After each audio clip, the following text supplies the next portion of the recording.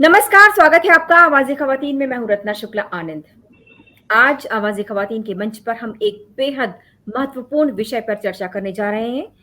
ये है खतना, महिलाओं का खतना या एफएमजी, जिसे फीमेल जेनिटल म्यूटिलेशन कहा जाता है। भारत में जो दाऊदी बोहरा कम्युनिटी है, उसमें ये प्रथा प्रचलित है और आम तौर पर जब बच्चियां बहुत छोटी होती हैं, तब उनके जननांगों के बाहरी हिस्से को काटकर हटा दिया जाता है। ये परंपरा बहुत तकलीफदेह है। बच्चियों को कई बार इन्फेक्शन भी हो जाता है। बड़े तक भी उनकी रिप्रोडक्टिव हेल्थ पर भी असर होता है। इसके अलावा मनोवैज्ञानिक असर भी होता है। तमाम संस्थाएं और तमाम ऐसी महिलाएं हैं जो कि इस प्रथा को बंद करने के लिए प्रयास कर रहे हैं और इसी सिलसिले में हमारे साथ जुड़ी हैं शबाना जी, जो कि दाऊदी बोहरा कम्युनिटी से ही आती हैं। शबाना जी इस प्रथा को खत्म करने के लिए पुरजोर कोशिश कर रही हैं। हमारे साथ मौजूद हैं फिरोज मीठी बोरवाला जी, जो कि सामाजिक कार्यकर्ता हैं और अवेकन इंडिया मूवमेंट के संस्थापक हैं। गांधीवादी विचारधारा पिछले 30 साल से सामाजिक कार्यों से जुड़े हुए हैं। डॉक्टर शेर अली हमारे साथ मौजूद हैं, जो कि इस समय एरा यूनिवर्सिटी में डिस्टिंग्विश्ड प्रोफेसर हैं, अंतर्राष्ट्रीय ख्याति प्राप्त वैज्ञानिक हैं। डॉक्टर शेर अली, आप सभी मेहमानों का बहुत बहुत स्वागत है आवाज़े ख़वातीन के मंच पर। जी, सबसे पहले मैं शबाना जी से जानना चाहूंगी। शबाना जी, ये बताइए कि ये जो प्रथा है, ये कितनी दुखद है, कितनी दर्दनाक है, और जैसा आपसे मेरी पहले बातचीत हुई थी, आप स्वयं जो हैं वो पीड़िता हैं। जी, नमस्कार सभी को। मेरा नाम शबाना है और मैं राजकोट से हूँ। बहुत सालों से ये प्रथा चली आ रही है। मीन्स अफ्रीका में है, लेकिन वो अलग प्रकार से है, और इंडिया में जो है वो सिर्फ दाऊदी बोहरा कौम में ही होता है, और किसी मुस्लिम कौम में बहनों की खतना या एफएमसी नहीं होता। वजाइनी जो है इम्पोर्टेंट पार्ट बॉडी का और प्राइवेट पार्ट, उसको एक तरह से कट कर दिया जाता है कि वो उसकी इच्छा ना हो गर्ल की, लेडी की। और 6 साल पूरे होने के बाद 7 साल स्टार्ट होने में वो कर देते हैं। और उसी के बाद पहले, अभी तो नहीं है ट्रेडिशन 20-25 साल से बंद हो, लेकिन पहले उसी के बाद नाक में होता था। वो नाक भी तभी बाद में ही पॉइंट होता था, उससे पहला नाक नहीं बिंधा सकते, कान बिंधा सकते थे, ऐसा ट्रेडिशन था हमारे वक्त में। लेकिन 25-27 साल से ये खत्म हो गया।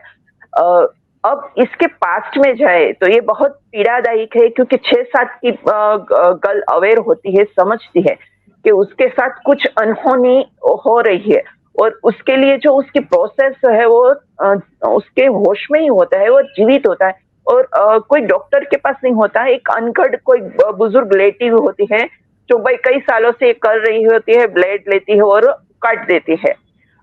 फिर उसके बाद की प्रोसेस भी बहुत दुखदायक होती है। काफी लड़कियां भूल जाती है, काफी को बहुत कुछ सहना पड़ता है आफ्टर मैरिज, डिलीवरी टाइम पे, सेक्सुअल लाइफ में वो हैप्पीनेस नहीं होती। तो जब वो खुद किसी भी चीज में हैप्पी नहीं होगी, तो वो अपने पार्टनर को या अपने फैमिली को कैसे खुश रखेगी। और बहुत और भी दिक्कत होती है जो मैं कह भी नहीं सकती आप सबको। और ये परंपरा सदियों से चली आ रही है, और इसके पीछे बहुत बड़ा इतिहास है जो कोई जानना नहीं चाहता, जो समझना नहीं चाहता, आगे आके कोई बोलना भी नहीं चाहता। अभी किसी को पता चलेगा तो मेरे घर वालों के साथ या मेरे साथ या कहीं से किस तरह से टॉर्चर होगा मालूम नहीं किसी को। तो इन सब डरों की वजह से ये सब नहीं हो रहा। लेकिन पिछले 5-7 सालों से जो ये एफएमजी का मुहिम चल रहा है, इससे कुछ अभी एजुकेटेड लेडीज अवेयर हो रही है, क्योंकि बहुत ज्यादा बोहरी कम्युनिटी हो रहा है, दाऊदी बोहरा कम्युनिटी काठियावाड़ गुजरात में ही है ज्यादा, क्योंकि इसकी शुरुआत ही यहाँ से हुई थी। और ज्यादातर जो गुजराती है मुस्लिम बोहरा, वो जो कोई बोहरा दुनिया में कहीं भी है, वो गुजरात से ही बिलोंग करते होंगे, वो कहीं ना कहीं उसके मूल यहीं के होंगे। तो यहाँ जो आतंकी हमले हुए थे, गजनी, XYZ, जो पास्ट में जो 500-700 पहले उस वक्त से शुरू हुआ है कि भाई वो आते थे, चले जाते थे, तो लूट के सोना या कुछ भी करके जाते थे तो पुरुषों को मार देते थे, लेकिन महिलाओं के साथ फिजिकल अत्याचार करते थे। तो बार-बार आते थे तो पता नहीं चलता था। उसको पता चले कि इस गाँव में इस लेडी के साथ हमने ये गैरसुलूक किया है, उसकी यादी के लिए वो लोग वहाँ पे उसके जनान अंग को काट के जाते थे। मेरे पढ़ा है और कुछ बातचीत हुई है मेरे कुछ लोगों से, उस हिसाब से मैं बोल रही हूँ। तो ये कुछ भी परंपराएं आती है, कुछ भी हो उसका एक पास्ट होता है, हम कभी भी मूल में नहीं जाते। हम ये नहीं करना चाहिए, ये क्यों हुआ ये समझाएंगे तो जरूर मुझे लगता है कि ये बात लोग समझेंगे कि भाई ये इसके पीछे ये बात थी जो बहुत बुरी थी। तो अब हम जान चुके हैं ये कोई अपने पति को खुश रखने के लिए या पाकीज़ा है ये साबित करने के लिए ये परंपरा नहीं थी। लेकिन फिर धक्यानुसी ख्याल आते हैं, सब कुछ एक दूसरे के साथ जोड़ दिया जाता है, ऐसा होता है। और मैंने आगे बताया कि जब खतना होती थी बहनों की उसके बाद ही नाक की चुन्नी पहनी जाती थी। तो वो जब परंपरा हमारे धर्मगुरु ने बंद करवा दी कि ये चुन्नी नहीं पहननी है, क्योंकि उसके पीछे का पास्ट यही था। तो जब ये बंद हो सकता है तो जो नेसेसरी जो जरूरी है, जो खतना बंद होनी चाहिए वो तो होनी ही चाहिए। और अपनी आने वाली पीढ़ी जिसके पास जिसके साथ हो सका उसे हम नहीं बदल सकते, लेकिन आने वाली माओ को बेटियों को जितने को हम बचा सके उसके लिए कायदा होना चाहिए कि धर्मगुरु ही कर सकता है कि बैंड लगा दो, बैंड लगेगा तभी कुछ कर सकते हैं। क्योंकि डॉक्टर पड़ी हुई गायनकोलॉजिस्ट लेडी जो मुस्लिम है बोल रही है वो नहीं बोलती इसके बाद, क्योंकि खिलाफ कैसे हो सके, सच है लेकिन बोले कैसे, ये डर तो सबको होता है क्योंकि हमारे पास कोई इतनी पावर तो है नहीं।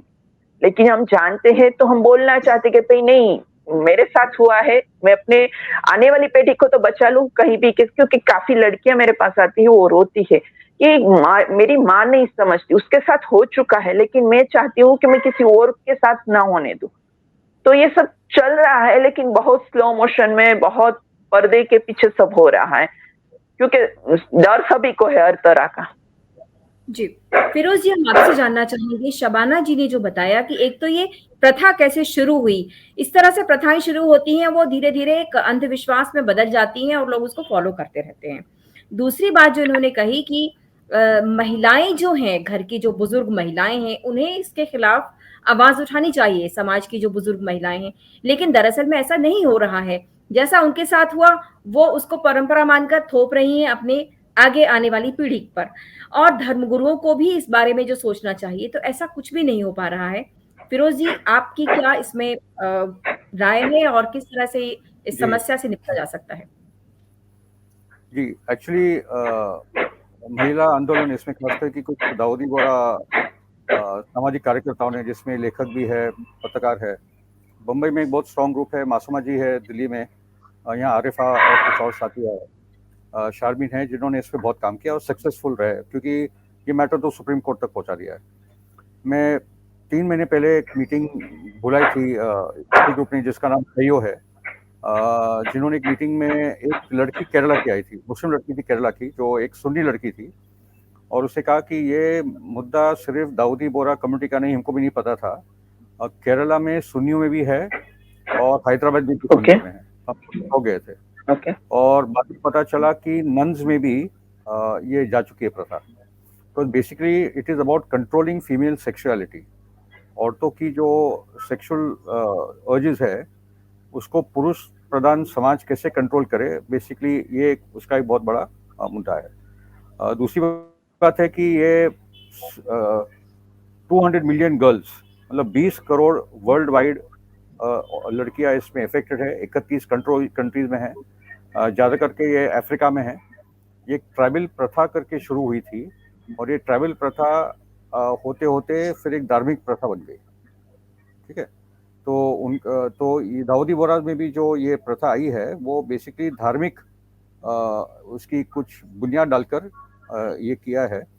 और ये बात सही है शबाना जी की कि बेसिकली नानी दादी माँ कोई ना कोई इसमें इन्वॉल्व होता है, और एक छोटी बच्ची होती है उसको पता भी नहीं होता, मगर कहीं ना कहीं रुक भी रहा है। जैसे मैं जानता हूँ कि शबाना जी अपनी बेटी की नहीं करवाएगी, ओके, ये वाली बात है। दूसरी बात है कि इन औरतों ने एक मूवमेंट इस पे चलाई है, क्योंकि बहुत मुश्किल होता है दाऊदी बोहरा कम्युनिटी में काम करना। एक छोटी कम्युनिटी है, 12-1 लाख की होगी शायद, और वो कम्युनिटी में अपना धरना आंदोलन तो कर नहीं सकते, आप पे तुरंत सोशल बॉयकॉट आ जाएगा। मेरा परिवार पे सब हो चुका है। अभी मैं एक दाऊदी बोहरा कॉलोनी में रहता हूँ, मगर मेरे नाना के बड़े भाई जो थे नोमान भाई कॉन्ट्रैक्टर, और वो रसगुल्ले इंजीनियर ने ये दाऊदी बोहरा रिफॉर्म मूवमेंट को लीड किया था। और वो जो 1970s और 80s में जो मूवमेंट हुई, इसके कारण ये समाज खुला भी है। मैं ये सब बातें करता हूँ, मगर मैं दाऊदी बोहरा कॉलोनी में रहता हूँ, and I am pretty okay with it, even they know कि मैं एक सामाजिक आंदोलनकारी हूँ। उसके साथ इनका जो तरीका था ये मूवमेंट को बिल्डअप करने के लिए, सहयोग करके एक संगठन बनाया उन्होंने, और वो 1 to 1 बात करने लगे, लड़कियों के साथ, माओ के साथ, दोस्तों के साथ, और ये सब कहानियां बाहर आने लगी।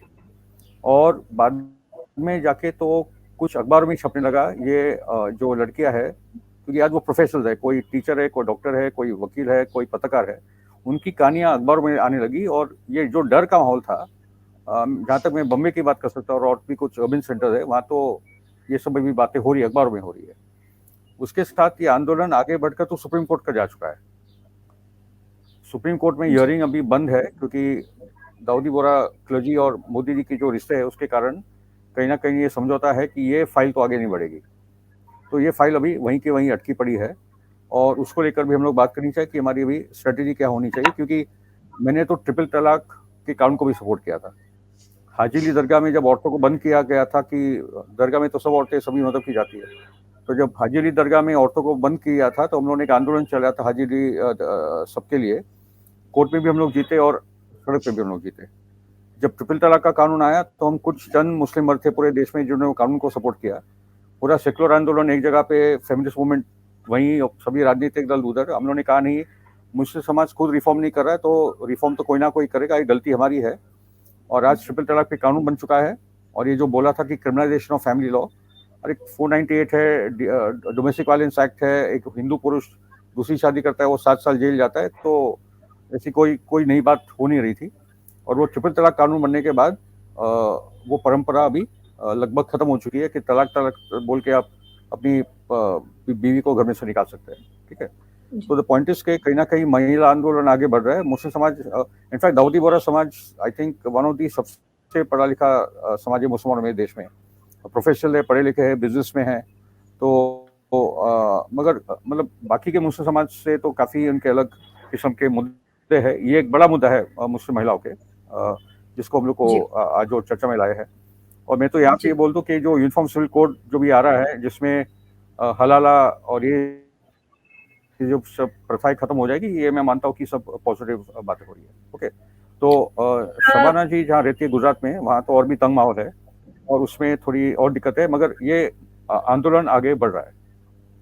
जी, मैं दर्शकों को बताना चाहती हूँ कि दाऊदी बोहरा जो कम्युनिटी है वो ज़्यादातर गुजरात, महाराष्ट्र, मध्य प्रदेश और राजस्थान में है। लेकिन आपने जैसे बताया फिरोज़ी की केरल में भी अब इस तरह की प्रथा की शुरुआत हो चुकी है। डॉक्टर शेर अली, हम आपसे जानना चाहते हैं कि नहीं, ये सुन्नियों में भी जा चुका है मामला। सुन्नियों में भी सुन्नियों में भी है, क्रिश्चियन नन्स में भी हो रहा है। क्रिश्चियन नन्स में भी है। एक सुन्नी लड़की आई थी, उसने बताया कि मेरे साथ ही हो चुका है। तो वो मूवमेंट्स की वहाँ भी जरूरत है। तो कुल मिला के जो पितृ सत्तात्मक समाज है और महिलाओं को कंट्रोल करने की जो एक की जो इच्छा है उनके भीतर, ये उसके तहत हो रहा है। डॉक्टर शेर अली, हम आपसे जानना चाहेंगे, चूंकि आप एक वैज्ञानिक हैं और आप मुस्लिम समाज को भी बहुत अच्छी तरह जानते हैं, धार्मिक मामलों को भी अच्छी तरह जानते हैं, आपसे जानना चाहेंगे कि आप इस प्रथा को किस तरह से देखते हैं? महिलाओं के अधिकारों का किस तरह से उल्लंघन है? उन्हें किस तरह से शारीरिक रूप से कष्ट हो सकता है या उनकी जिंदगी के लिए कितना खतरनाक होता है ये? साथ ही साथ क्या कुरान में भी इसका कुछ जिक्र है? आइए इस मामले में हम बिल्कुल बहुत ही बुनियादी पहलू पर गुफ्तगू करेंगे। अभी शबाना जी ने जो कहा उसे सुनकर ज़ाहिर है मुझे बुरा लगा, अच्छा नहीं लगा, ये बड़ी गलत बात है। और जो हमारे सामने दोस्त हैं उन्होंने भी कहा कुरान में ऐसी कोई बात नहीं है म्यूटिलेशन की बात, फीमेल जेनेटिलिया को लेकर। ये सिलसिला शुरू हुआ जहाँ तक मैं जानता हूँ सूडान से लगा हुआ मुल्क है इजिप्ट एक ज़माने से। और ये सच है कि इंसान ने अपनी सुप्रीमेसी को बहाल रखने के लिए औरतों पर ये जुल्म किया। लेकिन आज के ज़माने में जब लोग चाँद पर पहुँच रहे हैं, इस कदर दकियानूसी और गैर शरीफाना हरकत करना, ये सोचकर ही कम से कम मेरा दिल लरज़ जाता है और मैं समझता हूँ कि ये बहुत बड़ा जुल्म है।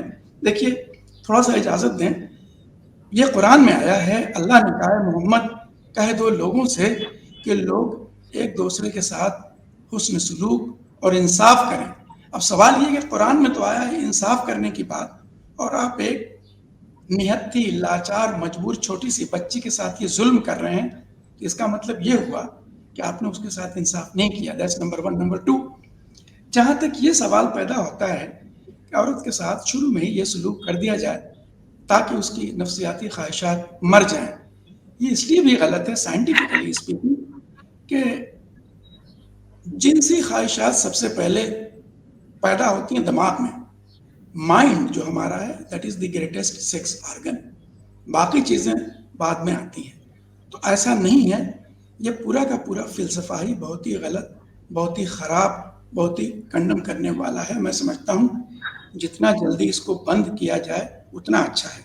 जहाँ तक हुकूमत और सुप्रीम कोर्ट की बात है, मैं ज़्यादा कुछ कह करके जेल नहीं जाना चाहूँगा, लेकिन मैं ये ज़रूर कहूँगा कि अगर मोदी जी और सुप्रीम कोर्ट के बीच इस तरीके का कोई मुआहदा है तो ये मुआहदा इसलिए भी गलत है कि औरतों की न सिर्फ इज्जत की जाए बल्कि उनको इस बात का एहसास भी दिलाया जाए कि वो माशरे का एक ख़ास अहम पहलू हैं और उनकी इज्जत की जाती है और उनको बराबर का हक हासिल है। आखिर में मैं ये भी आपको बताऊंगा कि जितना जल्दी इस इल्लत से हमें निजात मिले उतना अच्छा है। अब मुझे ये नहीं पता कि क्रिश्चियंस नन में ये चीज़ बाद में आई या पहले से वहाँ चली आ रही है, लेकिन मुझे ये ज़रूर पता है हर माशरे में, हर समाज में, हर जगह औरतों के ऊपर ये जुल्म होता है और उन्हें सप्रेस किया जाता है। वो अपनी बात को लोगों तक ना पहुंचा सकें, वो एहतजाज ना कर सकें, ये होता आ रहा है, लेकिन अब ये बंद होना चाहिए। This is not right. हम अपने माशरे में एक शरीफ, एक नेक, एक अच्छे इंसान बनकर इसलिए भी रहना चाहिए कि औरतों के ऊपर मर्दों से ज़्यादा जिम्मेदारी है। वो बच्चों को पैदा भी करती हैं, पालती भी हैं, उनको एक अच्छा नागरिक बनाती हैं और साथ में वो इस बात का भी यकीन दिलाती हैं माशरे को कि देखिए हमारी औलादें ही ये इस मुल्क का, माशरे का मुस्तकबिल हैं। तो भाई मैं तो इसको बिल्कुल 100% 100% कंडेम करूँगा। मैं समझता हूँ जितना जल्दी सुप्रीम कोर्ट इस चीज़ को रिजॉल्व कर दे और बैन कर दे, और मैं तमाम मुल्लाओं से कहता हूँ, मौलवियों से कहता हूँ, भैया फतवा जारी करो, फीमेल जेनिटलिया म्यूटिलेशन को फ़ौरन से पेशतर बंद किया जाए। मोहतरमा, आप अगर कोई और सवाल है ख़ास तरीके से मुझसे ज़रूर पूछ लीजिए, मैं बिल्कुल बताऊंगा आपको। जी, डॉक्टर शेर अली, मैं वैज्ञानिक पक्ष भी जानना चाहती हूँ कि किस तरह से एक महिला के शरीर पर इसका असर होता है, हर तरीके से, चाहे वो मनोवैज्ञानिक तरीका हो, चाहे वो उसकी रिप्रोडक्टिव हेल्थ हो, सेक्सुअल हेल्थ हो, या और भी तरह की जो दिक्कतें क्या-क्या पेश आती हैं और किस तरह से इनको आगे नहीं आने दिया जाता है। जिस तरह से शबाना जी ने कहा कि बहुत सारी ऐसी गायनेकोलॉजिस्ट्स हैं जो कि पढ़ी-लिखी हैं, निश्चित तौर पे जब वो उस पे पहुँची हैं तो, लेकिन इसके बावजूद उनके भीतर इतना साहस नहीं है कि वो इसके खिलाफ आवाज उठा सकें। तो सबसे पहले ये बताइए कि कितना खतरनाक है ये? देखिए, बहुत छोटी सी बात है कि जो जेनिटलिया है, जो सेक्सुअल ऑर्गन्स हैं, वो बहुत सेंसिटिव होते हैं, बहुत ज़्यादा, 70,000 से भी ज़्यादा छोटी, बहुत ही माइन्यूट माइक्रोस्कोप से देखने वाली नर्व्स जुड़ी होती हैं।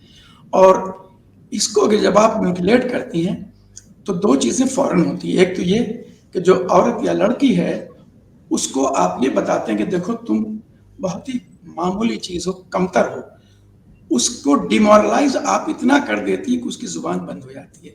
साइकोलॉजिकल बहुत ज़्यादा असर होता है। सेकंड थिंग, वो अपने को इनसिक्योर फील करना शुरू करती है। सेंस ऑफ इनसिक्योरिटी आप लड़की में पैदा करते हैं, क्यों? आप म्यूटिलेट करते हैं उसके सेक्स ऑर्गन को, जो गलत आप कर रहे हैं, लेकिन उसका असर psychological.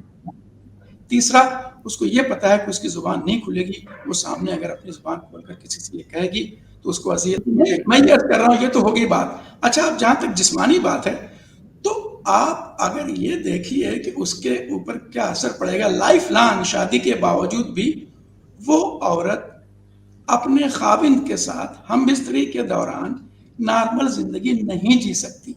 And this is a beautiful research topic also कि आप ऐसी विमेन का इंटरव्यू ले लीजिए और उनसे देखिए, पता कीजिए कि उनका लेवल जो है कहाँ पे, किस लेवल तक वो मुतमईन है।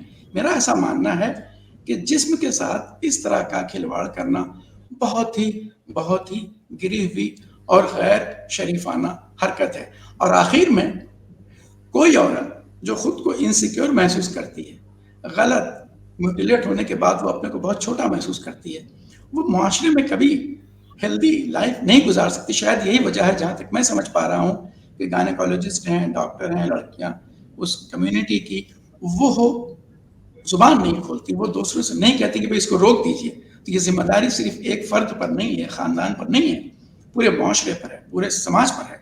और जो मौलवी हैं, जो मुल्ला हैं, जो मजहबी रहनुमा हैं, उनको थोड़ा सा सोच बूझ कर ये काम करना चाहिए। मजहब इस्लाम के बारे में बहुत सारी, बहुत ज्यादा उल्टी सीधी बातें प्रोपेगेट की गई हैं। जैसे मिसाल के तौर पर आपने एक जुमला सुना, मस्जिद में जाना हराम है, और यहाँ छोड़ दिया जुमला, तो ये अधूरा जुमला है। पूरा जुमला है मस्जिद में जाना हराम है शराब की नशे में। इस्लाम में जितना मैंने देखा, जितना मैंने जाना, बहुत ही self correcting check and balances हैं, और इंसान को अच्छे ढंग से अपनी जिंदगी जीने के लिए बात कही गई है। लेकिन लोग उस पर अमल नहीं करते, लोग जज्बाती हो जाते हैं, जो कि जज्बाती होने की जरूरत नहीं है। देखिए, रब कायनात खुदा ने इंसान को दो चीजें दी, अक्ल और ख्वाहिश। जानवरों को सिर्फ ख्वाहिश दी और फरिश्तों को अक्ल दिया। अल्लाह ने इंसान को अक्ल ख्वाहिश देने के बाद खुद मुख्तार बना दिया, इंडिपेंडेंट, और वो रोजमर्रा की जिंदगी में इंसान के काम में मुदाखलत नहीं करता। अगर हम किसी का कत्ल करें, अल्लाह हमारा हाथ नहीं रोकेगा। क्यों? इसलिए कि उसने हमें पैदा होते ही खुद मुख्तार बना दिया। अब हम बहैसियत इंसान इस बात को माने, समझे, जानने की कोशिश करें कि भाई हमारे कुछ फराइज हैं, कुछ जिम्मेदारियां हैं, कुछ इखलाकियात हैं, और कुछ ऐसी हरकतें हैं जिन आमाल से हम मुर्तकिब ना हो, ताकि मुआशरे पर बुरा असर ना पड़े। ये हमारी जिम्मेदारी है। कुछ जी, कीजिए और जी। फिरोज जी, मैं आपसे तब तक ये जानना चाहती हूँ कि ये जो मामला है, सुप्रीम कोर्ट में भी जब ये मामला गया तो वहां पर यही कहा गया था कि ये मानवाधिकारों का उल्लंघन है, क्योंकि हर व्यक्ति का अपने शरीर पर हक है। तो किसी भी तरह से ये इसको जायज नहीं ठहराया जा सकता। किस तरह से आप देखते हैं? ये कानूनी रूप से भी गलत है, ये धार्मिक तरीके से भी गलत है, वैज्ञानिक तौर पर भी, जैसे अभी बताया डॉक्टर शेर अली ने कि आप अपने शरीर के साथ छेड़छाड़ नहीं कर सकते या कोई और नहीं कर सकता। तो जब कहीं से इसको मान्यता नहीं है, तो इसमें किस तरह की तकलीफ आ रही है कि इसको हम बंद नहीं कर पा रहे, इस परंपरा को हम खत्म नहीं कर पा रहे? हाँ, बात सही है आपकी। जैसे मैंने कहा कि ये बहुत ही चुपचाप होता है, परिवार के परिवार में हो जाता है, औरतों के अंदर ही हो जाता है। पुरुषों का प्रेशर जरूर उसमें होगा, और धर्मगुरुओं का भी है, क्योंकि इसका धर्म का आधार बनाकर इसको करवाया जाता है।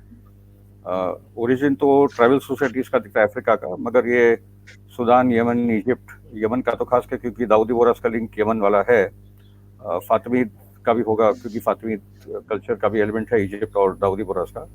तो ये दो जगह के ओरिजिन होंगे, मगर क्योंकि इसका एक धार्मिक आधार है इसलिए कठिनाई आ रही है, क्योंकि बेसिकली धर्म सुधार सोशल रिफॉर्म का मुद्दा बन चुका है। और मैं एक सोशल रिफॉर्मिस्ट हूँ, Indian Muslims for secular democracy, वो संगठन का मैं एक ऑल इंडिया को कन्वीनर हूँ। तो वो काम भी हम लोग करते हैं। वो मेरी आज की पहचान एक्चुअली वो थी, Indian Muslims for secular democracy, जहाँ हम लोग सोशल रिफॉर्म मुस्लिम समाज में जो धर्म परिवर्तन का काम है। तो मेन मुद्दा ये है कि धर्मगुरुओं का बहुत बड़ा प्रेशर है। दाऊदी बोरा कम्युनिटी क्योंकि छोटी कम्युनिटी है, तो वो अगर सोशल बॉयकॉट आ गया तो फिर अंदर अंदर आप शादी नहीं कर सकते, आना जाना बंद हो जाता है। आप परिवारों के जो शादी विवाह, उठना बैठना जो होता है, वो सब में प्रॉब्लम। मगर मैं मानता हूँ कि अभी दो बातें हुई है। एक तो ये आंदोलन आगे बढ़ा है, सहयोग करके जो एक वेबसाइट है, SAHIYON, वो सहयोग वेबसाइट आपके दर्शक सब देखे, SAHIYON, उसमें बहुत सारे रिपोर्ट्स है इंटरनेशनली, जहाँ औरतों ने, लड़कियों ने अपने वक्तव्य दिए हैं। और उसके साथ जो सबसे इम्पोर्टेंट डेवलपमेंट मानता हूँ कि ये मुद्दा, क्योंकि काम इस पर काफ़ी सालों से चल रहा है और ये फाइनली सुप्रीम कोर्ट में है, और अगर कोई पब्लिक अवेयरनेस कैंपेन चलती है मीडिया के द्वारा और सरकार और कोर्ट्स पे प्रेशर आता है कि इसकी सुनवाई हो और ये प्रथा को खत्म किया जाए, जैसे अभी हलाला का प्रथा भी अभी उत्तराखंड में खत्म हो जाएगा, बहुत ही घिनौनी किस्म की प्रथा है वो, तो मैं मानता हूँ कि ये सही टाइम है। अब मुस्लिम समाज अभी एक पढ़ा लिखा तबका पहले से ज़्यादा है, तो वहाँ से भी ये उम्मीद है कि ये बात हो। और अभी जो कुछ विक्ट्रीज मिली है ट्रिपल तलाक के ऊपर, हाजी दरगाह के ऊपर, और अभी क्योंकि यूनिफॉर्म सिविल कोड भी आ रहा है जिसमें पॉलीगैमी भी बैंड हो जाएगा, बाल विवाह की जो प्रथा है जो क्लियर कट है 18 ईयर्स की है, मगर मुस्लिम पर्सनल वोट बोलता है कि नहीं हम तो बाल विवाह प्रथा भी फॉलो करेंगे क्योंकि ये शरत में है, ये सब कानूनन बंद होने वाले हैं और औरतों को आर्टिकल 14 की सबसे इक्वल राइट्स मिलेंगे। तो मैं मानता हूँ कि ये एक लड़ाई है जिसमें ज़्यादा अवेयरनेस नहीं है समाज में, भारतीय समाज में, कि ये एक मुद्दा है। तो ये मुद्दे को आगे आई थिंक अभी आपने अच्छा काम किया कि आज अपने इस मुद्दे को चर्चा में आप लाए। जी, बहुत शुक्रिया। फिरोज जी, आपसे जानना चाहेंगे, आपने चूंकि यूसीसी की बात की, तो जब हम यूसीसी की बात करते हैं तो कई जगहों से विरोध के स्वर भी देखने को मिलते हैं, लेकिन जिस तरह की समस्या, चूंकि आवाज़े ख़वातीन तकरीबन 2.5 साल से काम कर रहा है और हम लोग बिल्कुल ग्राउंड पर जाकर काम करते हैं, स्कूलों में जाकर बात करते हैं, वहाँ की बच्चियाँ हमें बताती हैं, दिल्ली के स्कूलों की बात मैं यहाँ कर रही हूँ कि यहाँ की बच्चियाँ बताती हैं कि वो 15 साल की हैं, अभी कक्षा 10 में पढ़ रही हैं, लेकिन उनके घर में लड़के देखने के लिए आ रहे हैं, लड़के वाले, क्योंकि शादी की बातें हो रही हैं, और बहुत कुछ ऐसा जो कि एक स्वस्थ एक जो व्यक्तित्व के निर्माण के लिए आवश्यक चीजें हैं, उनसे कहीं दूर उनके साथ घर पे व्यवहार होता है, और ये सब बातें बच्चियों ने हम सबके साथ शेयर की। अब इसमें मसला ये आता है कि उनके अभिभावकों से हम लोग किस तरीके से इस विषय पे चर्चा करें ताकि उन्हें वो अपने बच्चियों के साथ भी घर में दुर्व्यवहार ना करें और उनको अवेयरनेस आए। अवेयरनेस कैंपेन की भी जरूरत है।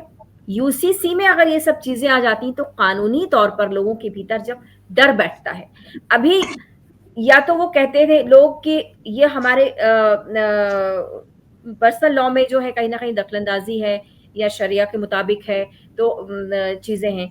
कुरान ने बेशक बहुत सारे हक दिए हैं महिलाओं को, लेकिन वो हक मिलते कहाँ हैं?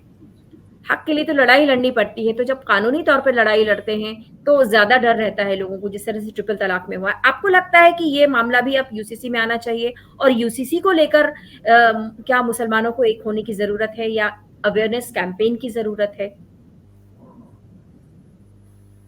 देखिए, पॉइंट है कि जो एस्टेब्लिशमेंट क्लर्जी है, चाहे वो किसी भी फिरके के हो मुसलमानों में, मतलब जब हिंदू रिफॉर्म कोड बिल आया था नेहरू जी और बाबा साहब अम्बेडकर के टाइम पे, तो इसी किस्म के बयान आ रहे थे हिंदू राइट विंग से, कंजर्वेटिव समाज से, कि उसकी जरूरत नहीं है और पहले समाज में सुधार करो फिर कानून लाओ वगैरह वगैरह। उसी किस्म के स्वर आज मुस्लिम समाज में आ रहे कि पहले हमको समाज सुधार करने दो फिर कानून बनाएंगे। इसमें दो तरीके से होते हैं, समाज सुधार का काम और कानून का काम एक साथ होता है। और मान लो कि अभी अछूता के खिलाफ एक कानून बन चुका है, तो हम जैसे लोग की जिम्मेदारी बनती है कि वो कानून फिर लागू हो, ठीक है ना। तो पहले कभी कानून बन जाते हैं, बाद में समाज सुधार होता है, पहले समाज सुधार होता है, बाद में कानून बनते हैं, दोनों प्रक्रिया एक साथ चलती रहती है। मैं मानता हूँ कि यूसीसी को लेकर अभी मुस्लिम पर्सनल लॉ बोर्ड या इस किस्म के तंजीमों के पास ज़्यादा कोई चारा है नहीं, और मुस्लिम औरतों के लिए और पूरे भारतीय समाज के लिए, मुस्लिम समाज के लिए ये एक समान अधिकार का जो सवाल है यूसीसी को लेकर, ये बहुत अच्छी बात है। पॉलीगैमी बंद हो जाएगी, औरतों को इक्वल प्रॉपर्टी राइट्स मिल सकेंगे जी। तो ये सब, और बाल विवाह की प्रथा को लेकर तो कानून है, उसके बावजूद पूरे भारतीय समाज में, भारत में सबसे बाल विवाह हो रहे तो भारत में होता है, राजस्थान, मध्य प्रदेश, और कोई एक समाज की बात नहीं, हिंदू या मुस्लिम, सभी समाजों में ये, हिंदू और मुस्लिम समाज में ये ज्यादा हो रहा है। तो ये बाल विवाह की प्रथा के लिए कानून है। भवरी देवी ने तो उसके लिए बड़ा क्या किया था, हम सबको पता है, ठीक है ना। तो इसी किस्म से आंदोलन आगे बढ़ेगा। बिल्कुल बिल्कुल ठीक कह रहे हैं आप। शबाना जी, हम आपसे यहाँ पर ये गुजारिश करेंगे कि आप तो अपनी जो जिंदगी के अनुभव है वो हमारे साथ शेयर करें, ताकि लोगों को या जो नीति निर्धारक लोग हैं उन्हें पता चले कि ये कितनी पीड़ादायक परंपरा है जिससे होकर लड़कियों को गुजरना पड़ रहा है, वो भी आज के युग में। आप थोड़ा बताएं, और किस तरह से आप अपनी बेटी को इससे नहीं बचा पाई हैं। आपने अपनी भतीजे को बचाया है, जिससे जैसे आपने बताया था, फोन पर बात की थी, थोड़ा आप हमें बताएं। ओके,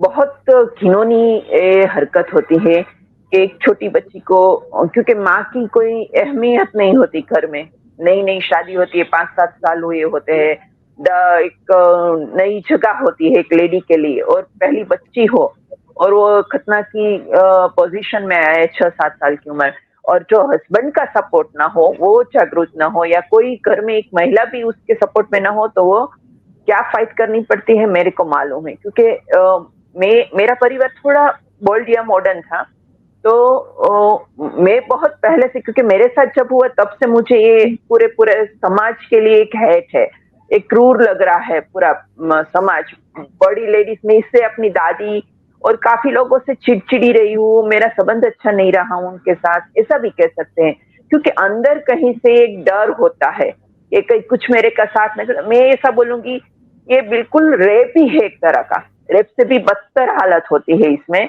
क्योंकि आप जबरदस्ती 4 लोग पकड़ते हैं, और जो सब, मैं क्या बोलूं आपको, आप नहीं बयां कर सकती मैं, और एक प्राइवेट पार्ट को कट कर देते हैं, जो बहुत तकलीफदायक पीड़ादायी होता है। उसी के पीड़ा के साथ, एक दर्द के साथ हम बड़े होते हैं, तो हमारी मानसिक स्वास्थ्य भी हर एक की नहीं होती अच्छी, काफी लोग भूल जाते हैं, ऐसा नहीं कि सबको याद रहता है या सबके साथ बुरा ही होता है, लेकिन ये बुरी बात है कि किसी गर्ल को 6 साल की बच्ची के साथ ये जबरदस्ती आप करते हैं, आप जो रेप के जो होता है उसी तरीके से ये आप सब कुछ कर रहे हैं, तो ये गैर कायदेसर और गैर कानूनी है हर तरीके से। और मेरे घर में मैं सपोर्ट में थी, मेरे पियर में, जब मैं कुंवारी थी, मेरे भाई की बेटी हुई, मैं जब करने को आज मैंने मेरी माँ से बोला कि नहीं, ये नहीं होगा, कि मेरे भाई भाभी अवेयर थे, लेकिन जब मैं अपनी ससुराल में आई तो मेरे सपोर्ट में कोई नहीं था, तो मुझे बहुत फाइट करनी पड़ी और मेरा कुछ नहीं चला।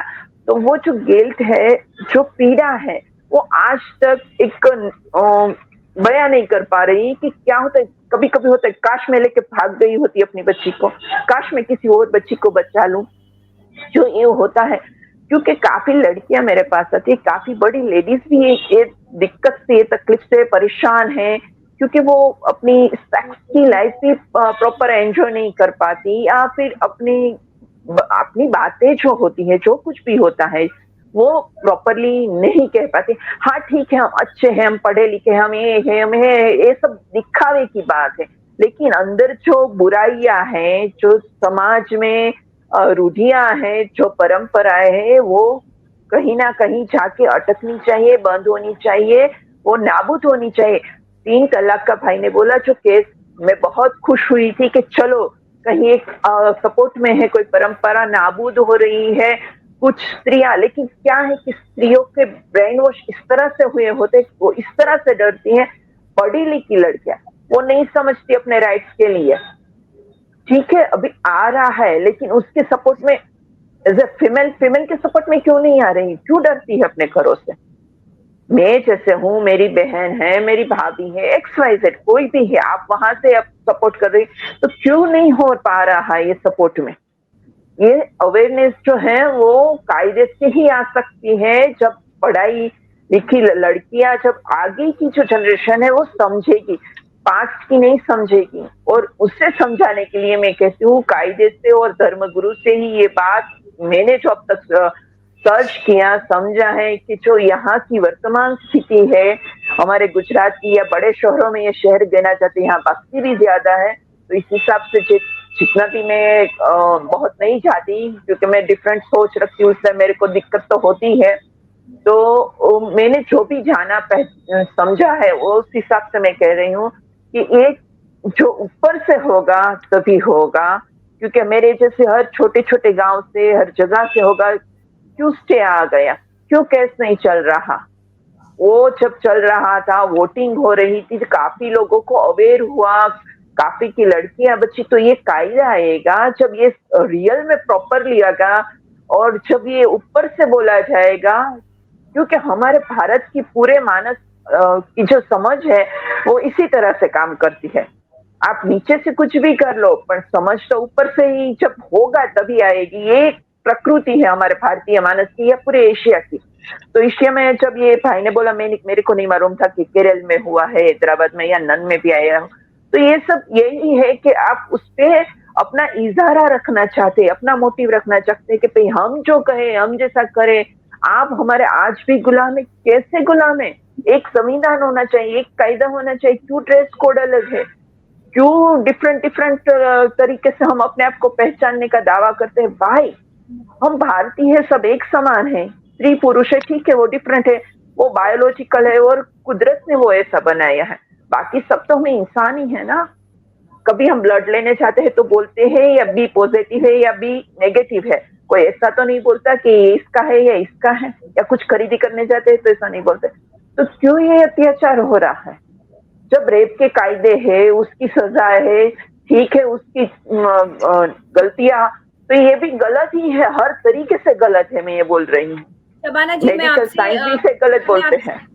शबाना जी, मैं आपसे ये कहना चाहती हूँ कि क्या आवाज़े ख़वातीन के मंच से, जैसे आपने कहा कि जब तक ऊपर से नहीं होंगी चीजें, क्या आप यहाँ से प्रधानमंत्री को कहना चाहती हैं कि भाई आप इस पर भी रोक लगाइए, जिस तरह से ट्रिपल तलाक पर रोक लगी, या यूसीसी अगर आता है तो भीतर लाए जाए, या आप इस पे मैं हाथ छोड़ के सभी आगे वालों, सीट वाले और प्रधानमंत्री जी और धर्मगुरु या सभी जो बड़े लोग हैं, जो आगे आके जो कर सकते हैं, उन सबसे हाथ जोड़ के निवेदन करती हूँ, सारी महिलाओं की ओर से, जो हमारे साथ हाथ जुड़ी है, जो नहीं जुड़ी, जो इस पे काम कर रही है, जो भी बहनें और जो भी सामाजिक भाई हमारे साथ जुड़े हुए हैं, उन सभी की ओर से मैं निवेदन करती हूँ कि प्लीज, जैसे 3 तलाक का कायदा लाया है, ऐसे इसका भी कायदा लाइए और इसे पूरे दुनिया से हटाने में मदद कीजिए, पूरे देश से, दुनिया से, हर समाज में से।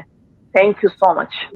जी जी, बहुत अच्छी बात है शबाना जी, हम पूरा प्रयास मैं करेंगे थोड़ा अपडेट दे दूं, जहाँ तक एक छोटा अपडेट देता हूँ। सुप्रीम कोर्ट का जो मैटर है, वो केस 2017 में दर्ज हुआ था, और उसमें जो एप्लीकेंट्स है वो है दिलशाद तवावाला, शाहिदा किरताने और मासूमा रनालवी, और लॉयर्स में इंदिरा जयसिंह भी है, अभिषेक मनु सिंघवी भी है। तो ये 2017 का केस है, उसको लेकर अभी लगभग 7-8 साल हो चुके हैं। तो हियर वी आर जी। तो बिल्कुल इस पर आवाज उठाने की जरूरत है, जरा मीडिया में और समाज में लाया जाए। और जी बिल्कुल बिल्कुल, इसमें सम्मिलित तौर पर सबको आवाज उठाने की जरूरत है।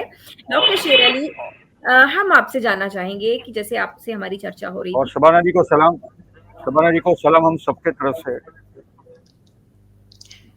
नहीं, शबाना जी को सलाम सबके तरफ से, आई थिंक, क्योंकि बिल्कुल ये बहुत और वो लड़ रही है, साहस का काम शबाना जी कर रही हैं, और ये आवाज कभी ना कभी तो किसी ना किसी को समाज में परिवर्तन लाने के लिए, समाज में सुधार लाने के लिए उठानी पड़ती है, और उसके लिए लोगों की बातें भी सुननी पड़ती हैं, तो उसके लिए भी तैयार रहना चाहिए। डॉक्टर शेर अली, आपने कहा था कि धर्म इंसान के लिए होता है, इंसान धर्म के लिए होता है। थोड़ा सा आप विस्तार से बताएं इस चीज को। भाई बहुत छोटी सी बात है, हम सिर्फ यही जान लें कि रब्बे कायनात ने इंसान को अशरफुल मखलूकात बनाया है, क्या हम उसको जस्टिफाई कर पा रहे हैं? अगर हम क्वालिफाई कर पाएं और जस्टिफाई भी कर पाएं, तो हमारे जो आचरण है, हमारा जो तौर तरीका है, हमारा जो व्यवहार है, वो तब्दील हो जाएगा, बदल जाएगा। और शबाना जी की बात सुनने के बाद मुझे शिद्दत से इस बात का एहसास हो रहा है, मैं खुद विक्टिम नहीं हूँ, सुन रहा हूँ, जिसने ये एक्सपीरियंस किया है उसका क्या हाल होगा। मैं समझता हूँ यूनिफॉर्म सिविल कोड को थोड़ा देर के लिए किनारे कर दीजिए। ये जो मुद्दा है जिसको हम FGM कहते हैं, इसको हमारे मुल्क के वजीर आजम वार फुटिंग पर लें, कम वाट में इसको बंद किया जाए, इसकी कोई जरूरत नहीं है। जहां तक मजहब की बात है, मैं किसी भी धर्मगुरु से, दुनिया का कोई भी धर्मगुरु हो, एक ही सवाल पूछूंगा, भाई हमें आप साबित कर दीजिए किस तरीके से आप हमसे मुख्तलिफ हैं। वही DNA, वही RNA, वही यूकैरियोटिक ट्रांसक्रिप्शनल मशीनरी, वही सेल, वही सिस्टम, वही डुप्लीकेशन, वही रेप्लिकेशन, वही बायोलॉजी, वही ग़िज़ा, वही प्रोटीन, वही कार्बोहाइड्रेट, वही ब्लड सेल्स, वही बीमारियां, वही दवाएं, वही प्लांट, वही जमादात, वही नबातात, वही कुदरत। आप कैसे मुख्तलिफ हैं? आप मुख्तलिफ नहीं हैं।